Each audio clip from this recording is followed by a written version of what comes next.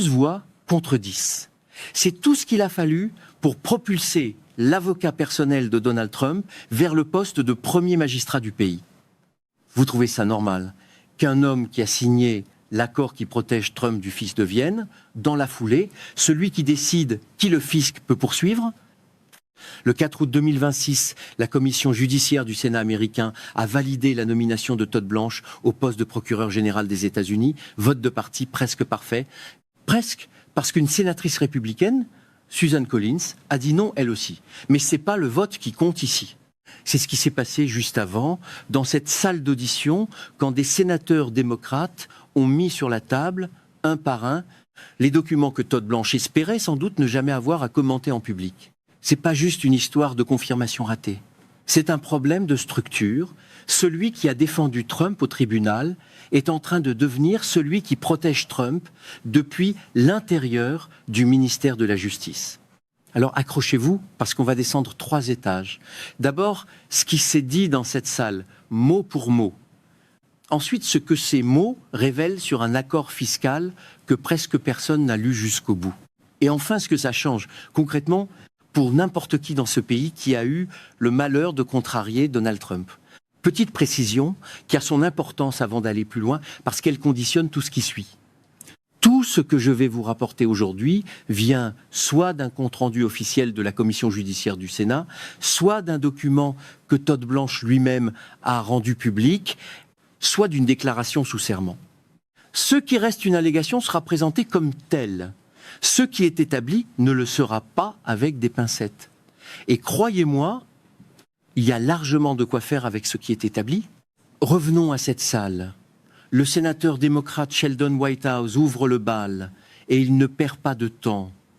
Il ramène tout de suite la discussion sur les fichiers Epstein, un dossier que vous connaissez déjà en partie si vous suivez cette chaîne, donc je fais vite sur le contexte. 4 témoignages formels enregistrés par le FBI, les fameux formulaires 302 concernaient une femme affirmant avoir été agressée sexuellement par Donald Trump alors qu'elle avait 13 ou 14 ans. Un seul de ces 4 documents a été rendu public au départ. Devinez lequel? Celui qui ne mentionne pas Donald Trump. Les 3 autres ne sont sortis que parce que des numéros de page tamponnés sur d'autres lots de documents ont trahi qu'il manquait des pièces. Autrement dit, ce n'est pas la transparence du ministère qui a produit ces documents. C'est le fait de s'être fait prendre la main dans le sac. Et à l'heure où cette audition avait lieu, 37 pages supplémentaires, presque certainement les notes des agents à partir desquels ces 302 ont été rédigées, restaient toujours retenues, alors même que la loi sur les fichiers Epstein en exige la divulgation. Et voilà où ça devient intéressant, parce que rétention de documents, ça peut encore passer pour de la lenteur administrative aux yeux de quelqu'un de bienveillant. Sauf qu'un deuxième épisode, raconté cette fois par le sénateur Adam Schiff, puis par le sénateur Cory Booker, retire toute possibilité de lire ça comme une simple lenteur. Ghislaine Maxwell, condamnée pour trafic sexuel d'enfants aux côtés de Jeffrey Epstein, était détenue dans un établissement de sécurité faible à Tallahassee, en Floride. En juillet 2025, Todd Blanche, alors procureur général adjoint, s'est rendu sur place et a passé 9 heures sur 2 jours à s'entretenir avec elle en personne dans les locaux du bureau du procureur fédéral. Quelques jours plus tard, Maxwell a été transféré vers le camp fédéral de Bryan, au Texas, un établissement à sécurité minimale, le genre de facilité qu'on appelle parfois, sans trop d'ironie, un club Fed. Regardez bien ça. D'après la politique de classement du Bureau des prisons fédérales, une personne condamnée pour infraction sexuelle est censée rester au minimum dans un établissement à sécurité faible, pas passer à sécurité minimale, sauf dérogation explicite. Le transfert de Maxwell a d'ailleurs provoqué une demande d'enquête formelle de la part des démocrates de la commission de surveillance de la Chambre, adressée à l'inspecteur général par intérim du ministère de la Justice. Ce point-là, l'existence de cette demande d'enquête est un fait établi, documenté par un courrier officiel. Ce que cette enquête pourrait conclure, en revanche, personne ne le sait encore. Et je vous le dirai clairement, si jamais l'information tombe. Ce qui intrigue tout le monde, c'est la question que Booker a posée frontalement pendant l'audition. Qu'est-ce que ces 9 heures d'entretien ont produit? Une nouvelle inculpation? Non. Une enquête rouverte? Non. Une condamnation supplémentaire pour un des complices d'Epstein? Non plus. La seule chose mesurable qui en est ressortie, C'est un changement d'adresse pénitentiaire pour la principale complice condamnée de l'un des plus grands réseaux d'exploitation sexuelle de l'histoire récente des États-Unis. Ce sentiment que vous aviez que quelque chose clochait dans cette histoire de transfert soudain, il était juste. Bon, à ce stade, on pourrait se dire que c'est un dérapage isolé, une décision maladroite d'un haut fonctionnaire fatigué par un dossier sensible. Ça pourrait passer pour de la mauvaise gestion, non?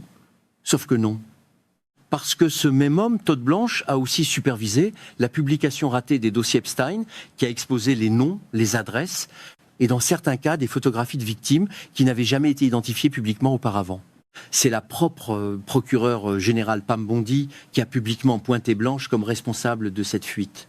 Un homme, 2 échecs documentés, une seule ligne directrice visible, protéger ce qui doit être protégé, peu importe qui d'autre, en paie le prix. Il y a une raison à ça. Mais cette raison-là, elle est encore plus profonde que de la simple loyauté personnelle envers Donald Trump. Elle touche à ce que Todd Blanche a réellement fait en tant qu'avocat privé de Trump avant même de rejoindre le ministère de la Justice. Et c'est là que le tableau change complètement. Todd Blanche n'a jamais cessé en réalité d'être l'avocat de la défense de Donald Trump. Il était pendant le procès pour falsification de documents commerciaux à New York, celui où Trump a été reconnu coupable sur plusieurs chefs d'accusation, une condamnation, un fait établi, pas une allégation. Et une partie de ce dossier reposait précisément sur la manière dont certains paiements avaient été maquillés à des fins fiscales. Le sénateur Schiff, pendant l'audition, a lu l'énoncé des faits presque mot pour mot. Les participants ont pris des mesures qui ont dénaturé à des fins fiscales la vraie nature des paiements versés dans le cadre de ce système. Ce n'est pas un accident de calendrier que le même homme qui a défendu Trump dans ce dossier fiscal est ensuite signé, au nom du ministère de la Justice, un accord qui règle un litige fiscal impliquant potentiellement les mêmes zones grises. C'est ça le vrai fil de cette audition, celui qui compte le plus. Le vrai problème commence ici. Cet accord, c'est le règlement du procès de 10 milliards de dollars que Donald Trump avait intenté contre l'agence fiscale américaine. Un accord entre le président des États-Unis et l'administration fiscale que ce même président dirige, négocié par l'homme qu'il a défendu personnellement pendant des années. Si ça ne vous paraît pas être un conflit d'intérêts d'une ampleur presque comique, dites-moi ce qu'il vous faudrait de plus. Pendant l'audition, Schiff a posé la question directement à Blanche. Est-ce que cet accord absout le président de toute responsabilité fiscale liée à ce dont il a déjà été reconnu coupable? Blanche a d'abord tenté d'esquiver en affirmant que la condamnation new-yorkaise n'avait rien à voir avec le fisc. Schiff a répondu en citant le dossier lui-même, celui qui parle explicitement de paiements maquillés à des fins fiscales. Blanche a alors changé d'angle. Ce n'était pas le président qui avait falsifié, c'était quelqu'un d'autre. Sauf que si le président a conspiré avec d'autres pour falsifier des documents commerciaux dans le but de tricher sur des impôts, il reste exposé à une responsabilité, que ce soit lui personnellement qui ait tenu le stylo ou non. Blanche le sait. Il le sait mieux que quiconque, puisque c'est lui qui a lu ce dossier ligne par ligne pendant des années en tant qu'avocat de la défense. Voici en une phrase ce que cette audition révèle vraiment. L'homme chargé de faire respecter la loi fiscale du pays est celui-là même qui a passé des années à aider son client à y échapper. Et ce premier fil n'est encore rien comparé à ce qui suit. Parce que jusqu'ici, on a parlé d'un accord qui concerne le passé. Le vrai danger, celui qui pourrait s'étendre à l'avenir, se cache dans un deuxième document beaucoup moins remarqué, et c'est là que ça devient franchement du grand n'importe quoi. Cet accord entre Trump et le fisc contenait, d'après les sénateurs démocrates qui l'ont lu en détail, une clause qui allait bien au-delà du passé. Elle touchait potentiellement à des revenus en crypto-monnaie générés pendant la première année de la présidence Trump, une somme que plusieurs élus ont qualifiée de plusieurs milliards de dollars. White House a posé la question presque mot pour mot à Blanche. Est-ce que cet accord protège aussi le président, ses fils et l'organisation Trump d'un audit ou d'une poursuite fiscale sur ces revenus-là? La réponse de Blanche a été un exercice d'équilibrisme verbal qu'il faut entendre pour le croire. L'accord, a-t-il expliqué, n'est pas rétroactif dans le sens où il ne couvre que les déclarations de revenus déposées après la date de signature. Sauf que la vraie question, celle que White House a répétée en boucle, portait sur les revenus gagnés l'année précédente, mais déclarés cette année-là après la signature. Blanche a fini par admettre, presque malgré lui, qu'un tel scénario n'était effectivement pas couvert par une exclusion. En clair, l'accord protège rétroactivement des faits passés, tout en laissant dans le même souffle une fenêtre ouverte sur des revenus récents non encore déclarés au moment de la signature. Vous trouvez ça normal?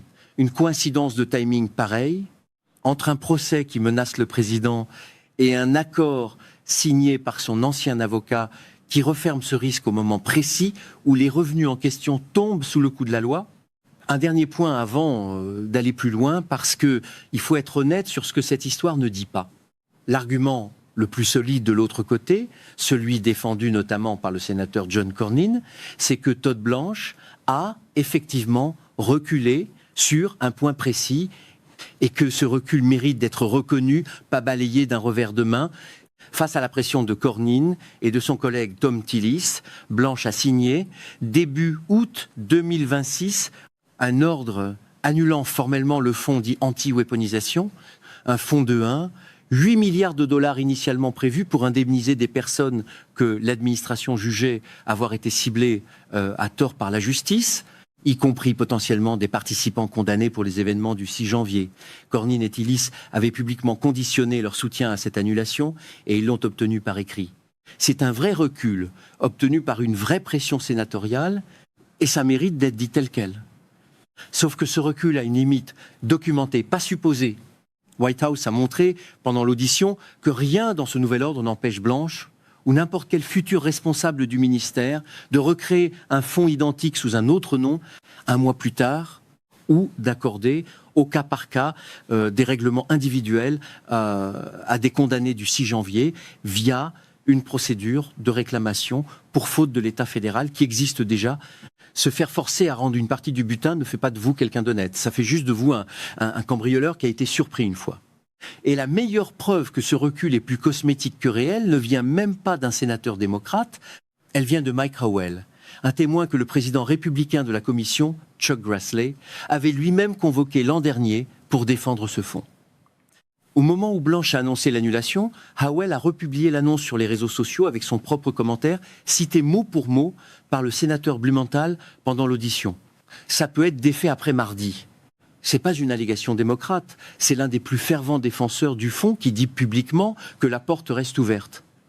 Le lendemain, dans le bureau ovale, Donald Trump lui-même a réaffirmé son attachement à ce fonds devant les caméras. C'est là qu'intervient l'image la plus nette de toute l'audition, celle de White House qui résume tout. On nous demande de croire que le cambrioleur a rendu les bijoux, mais on ne nous dit pas s'il a gardé le double des clés. Ce n'est même pas le plus gros morceau de cette histoire, parce qu'il reste un dernier fait, celui qui inquiète le plus les juristes qui suivent ce dossier de près. Le sénateur Blumenthal a fait remarquer que le document signé par Blanche est, dans son propre texte, décrit comme incorporant l'intégralité du témoignage de Blanche devant la commission. Or, Blanche a lui-même admis, sous serment, que l'accord original conclu avec le fisc reste un document juridiquement contraignant, exécutoire. Ce qui veut dire qu'à tout moment, les avocats de Donald Trump pourraient, en théorie, aller devant un tribunal pour faire appliquer les termes de cet accord initial, celui-là même que Blanche prétend avoir neutralisé par un simple ordre administratif. Le sénateur Tillis, lui-même pourtant l'un de ceux qui ont négocié ce recul, a fini par qualifier ce fonds dans un moment de franchise inhabituelle de fonds de récompense pour voyous. Il faut savoir aussi que Blanche a présenté 2 documents distincts pendant cette séquence et un seul des 2 portait une signature. L'autre était un communiqué de presse non signé, affirmant que Trump et sa famille bénéficient d'une amnistie fiscale complète. Ce communiqué confirme l'amnistie sans réserve. L'ordre signé, lui, ne révoque pas l'accord fiscal sous-jacent, seulement le fonds de compensation qui en découlait. 2 documents, 2 poids différents, et un accord fiscal de fond qui, lui, reste parfaitement intact. Ce que je sentais depuis le début, c'était vrai, et c'est même pire que ça. C'est pas seulement que Todd Blanche protège Donald Trump depuis l'intérieur du ministère de la Justice, c'est que la structure entière du ministère a été construite pièce par pièce pour rendre cette protection impossible à démonter une fois qu'elle est en place. Ce n'est pas un oubli éditorial, ce silence quasi total sur les détails techniques de cet accord fiscal dans les grands médias conservateurs. C'est un choix répétée assez souvent pour ne plus être accidentelle. Ceux qui ne regardent que les gros titres ratent exactement la partie qui compte. Ce n'est pas un cas isolé de mauvaise gestion administrative, c'est un ministère qui a perdu, aux yeux des juges eux-mêmes de tous bords politiques, ce qu'on appelle la présomption de régularité. Cette présomption de base selon laquelle une administration agit de bonne foi. Sous la direction de Blanche, le ministère a essuyé plus de 15 000 décisions défavorables sur des requêtes d'habeas corpus, 15 000 dossiers où des juges fédéraux ont estimé que l'administration Trump avait outrepassé ses pouvoirs. C'est un chiffre qui vaut plus qu'un immeuble entier de mauvaise presse. C'est l'équivalent d'un ministère qui perd en moyenne, plusieurs fois par jour ouvré, devant des juges nommés par les deux parties. Schiff a même évoqué, en passant, le dossier bien connu du bassin réfléchissant, celui où une procureure proche de Trump a poursuivi un critique du président. Un exemple de plus de ce même schéma, distinguer les alliés à récompenser des adversaires à punir, pas l'inverse. Le vrai tableau arrive juste après, quand on regarde comment les sénateurs républicains eux-mêmes ont justifié leur vote. Cornyn et Tillis, ceux-là même qui avaient posé des conditions publiques à leur soutien, ont fini par voter oui, malgré les failles documentées dans l'accord. Interrogé après le vote sur le fait que Trump avait lui-même dit la veille qu'il aimait ce fonds et souhaitait qu'il continue d'exister, Cornyn a répondu qu'il n'y avait rien à faire pour contraindre le président, que le fonds était mort et que c'était tout ce qu'on pouvait faire dans ces circonstances. Il a ajouté que Blanche leur avait donné sa parole, que le fonds ne serait pas relancé et qu'il n'avait donc pas d'autre choix que de le croire sur parole. Vous voyez le problème? Un sénateur des États-Unis, membre d'une chambre qui dispose du pouvoir constitutionnel de rejeter une nomination, vient d'affirmer publiquement qu'il n'a aucune alternative à part croire un homme sur parole, un homme qui a lui-même admis sous serment que l'accord sous-jacent reste exécutoire. C'est faux, évidemment. L'alternative existait, elle s'appelait voter non. Elle s'appelait exiger, comme promis publiquement des semaines plus tôt, un document révoquant formellement l'accord fiscal lui-même, pas seulement le fonds qui en découlait. Cette alternative a été abandonnée, pas parce qu'elle n'existait pas, mais parce que la maintenir aurait coûté quelque chose politiquement à ceux qui l'avaient promise. Le sénateur Cornyn a d'ailleurs justifié son vote pendant l'audition en évoquant l'administration Biden, l'administration Obama et l'opération Crossfire Hurricane, comme si évoquer d'anciens griefs partisans annulait la question posée sur l'accord fiscal en cours. C'est un schéma qu'on reconnaît, celui du sable jeté dans les yeux. Plutôt que de répondre sur les faits précis de ce dossier, on déplace la conversation vers un autre dossier, vieux de plusieurs années, dans l'espoir que personne ne remarque qu'aucune des deux questions n'a reçu de vraie réponse. Rappelez-vous cette question qu'on s'est posée en ouvrant cette vidéo. Comment un homme qui a défendu Trump au tribunal peut-il devenir celui qui décide qui le fisc peut poursuivre? La réponse existe maintenant. Et elle est bien plus large que ce qu'on imaginait au départ. C'est pas juste que Todd Blanche a un conflit d'intérêts, c'est que ce conflit d'intérêts vient d'être validé sciemment par une commission entière qui savait exactement ce qu'elle validait. 12 sénateurs ont regardé ce dossier fiscal, cette clause sur les crypto-monnaies, se font à moitié annuler, ce témoignage contradictoire sur le caractère exécutoire de l'accord, et ils ont voté oui quand même. Ce qui m'inquiète, franchement, c'est pas seulement Todd Blanche personnellement. C'est ce que sa confirmation, une fois actée au Sénat en séance plénière où la majorité républicaine devrait suffire, malgré la défection de Susan Collins, dit sur l'état réel des garde-fous institutionnels dans ce pays. Un homme peut défendre un président au pénal, négocier en son nom un accord fiscal aux termes flous, superviser une gestion désastreuse de documents impliquant des victimes d'un réseau de trafic sexuel, transférer la principale complice condamnée de ce réseau vers un établissement plus confortable, et malgré tout ça, obtenir le poste le plus élevé de l'appareil judiciaire fédéral. Et rien ne dit que ça s'arrête là. Une fois confirmés à titre permanent, ces pouvoirs sur les poursuites fédérales deviennent pleinement exerçables, sans la fragilité juridique d'un statut par intérim.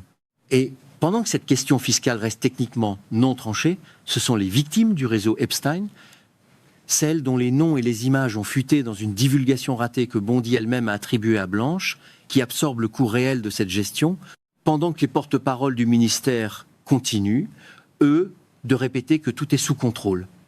Qui sème le vent récolte la tempête, dit l'expression. Sauf qu'ici, ce n'est pas Todd Blanche qui récolte la tempête. C'est un système judiciaire tout entier qui commence à perdre, aux yeux même des juges qui y siègent, la présomption de bonne foi qui le faisait tenir debout depuis des décennies. La vraie question, celle qui reste ouverte après cette audition, n'est pas de savoir si Todd Blanche sera confirmé. Il le sera presque certainement. La vraie question, c'est combien de temps un ministère de la Justice peut continuer à fonctionner une fois que les juges eux-mêmes, de tous les bords politiques, ont cessé de lui faire confiance par défaut.